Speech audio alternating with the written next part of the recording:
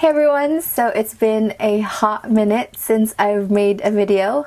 I know it's been a very long time, but I promised a favorites video for you guys. But instead of doing a favorites video, since I've missed so many favorites video, I wanted to do a products that I've tried video. So I'm going to feature some products that I have been constantly using the past few months and then do a mini review on them because I feel like that'll be a little bit more helpful instead of telling you guys what I loved for the month. So first I'm gonna start with some face products that I have tried.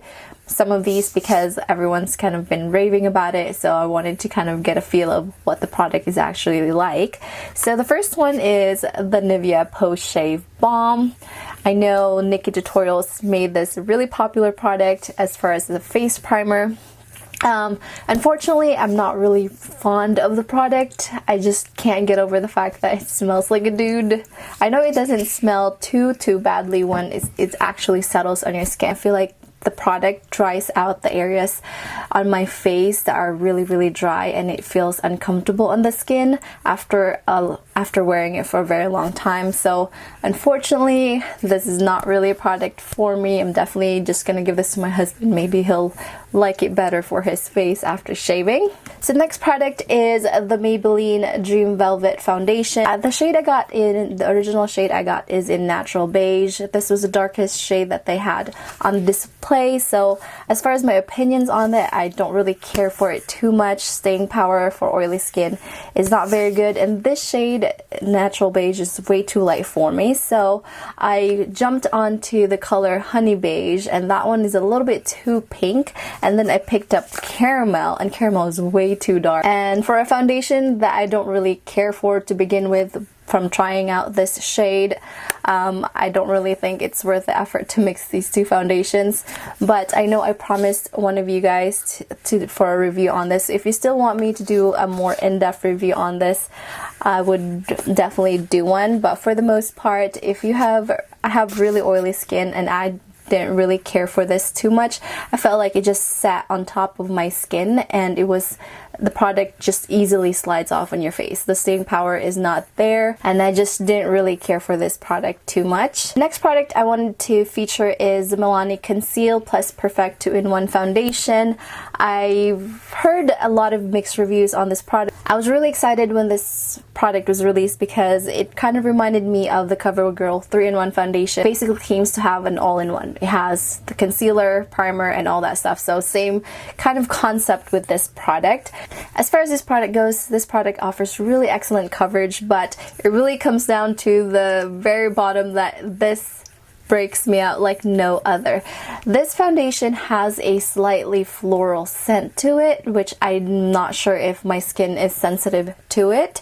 And what I don't like about this foundation, even though it has excellent staying power and excellent coverage when you put it on, it's really sticky. No matter what brush I use, I feel like my brush kind of clumps up together because the product is so sticky. I've never tried it with a beauty blender. It probably will perform a little bit better with a beauty blender. When it comes to applying a product really quick and easy, I usually just reach for a brush, so I've never really tried it with a beauty blender, but I just don't like the fact that it breaks me out and it's just really sticky. I don't know what it is, but you can feel the foundation on your face because of that stickiness to it. So I have a few powders that I've finally tried out. Some of these are very popular, so I wanted to kind of like get into like what the hype is about. So the first product is the Airspun powder. I got this one in Naturally Neutral.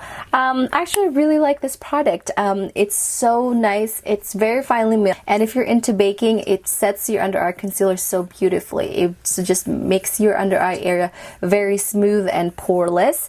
And even though it has the scent, like the grandma-ish scent, I don't really mind it.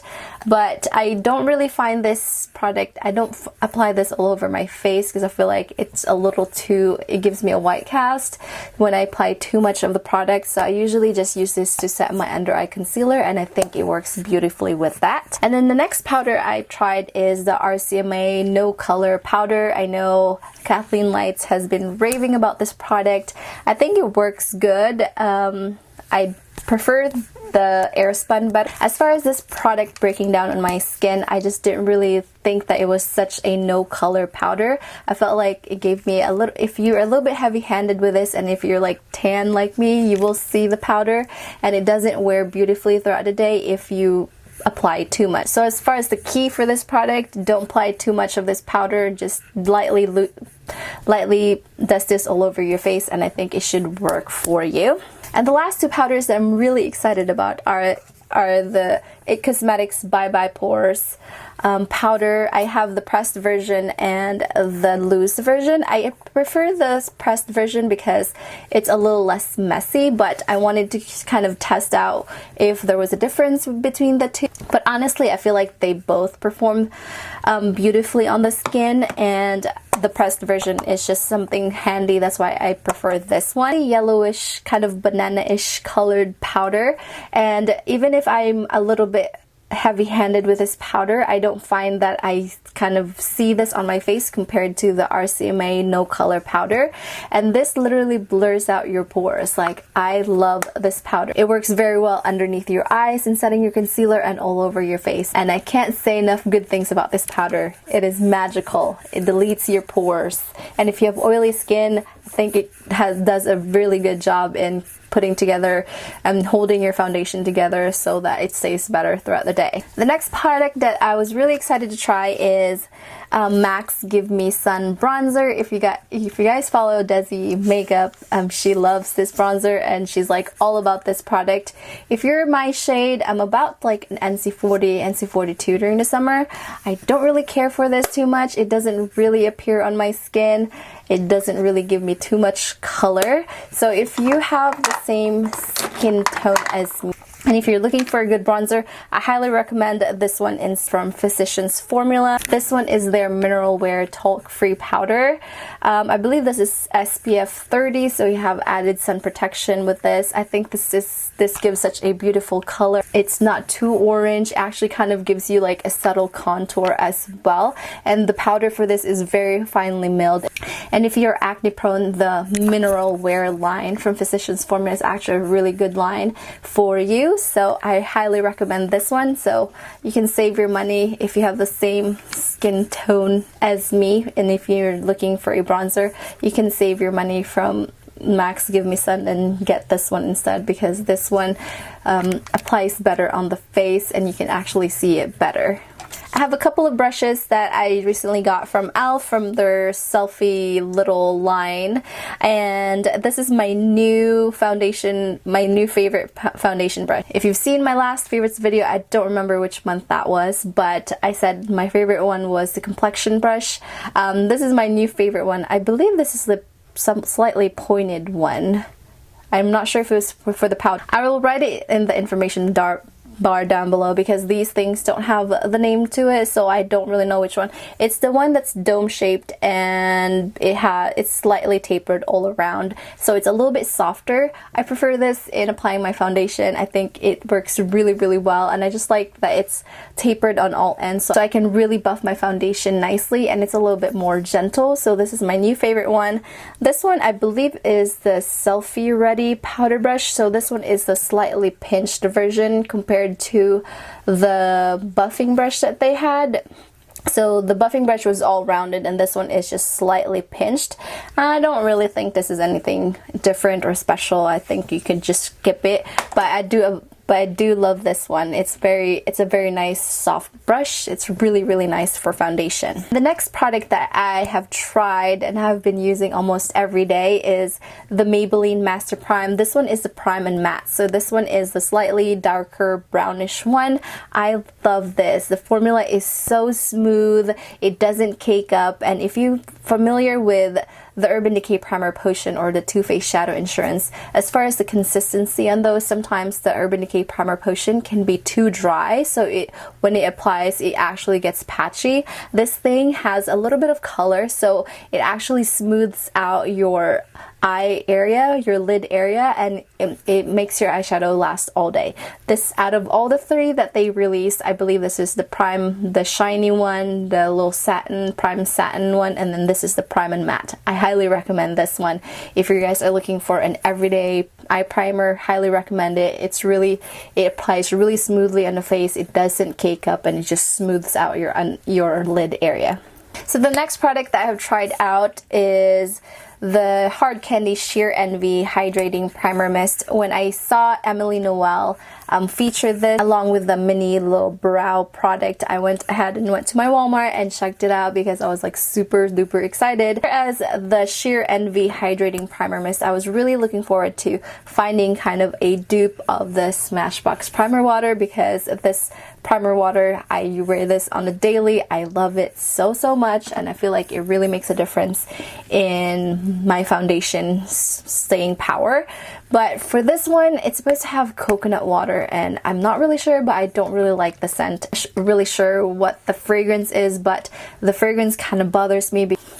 This may sound really gross, but it reminds me of like dried up drool. That's what the scent reminds me of, so that kind of deters it, because I feel like when I apply it and then once it dries, I just kind of smell like there's some like dried up drool on my face. So that's probably the major downside to this product. And as far as how the product actually performs, it actually takes a little bit longer to dry on your face compared to the Smashbox Primer Water, and it provides a little bit of a stickiness to your face once it's actually there and once it's settled on your skin. So that's kind of the biggest difference, and I'm not really a fan of the smell. It's probably just me, but that's what I smell every time I spray this on my face.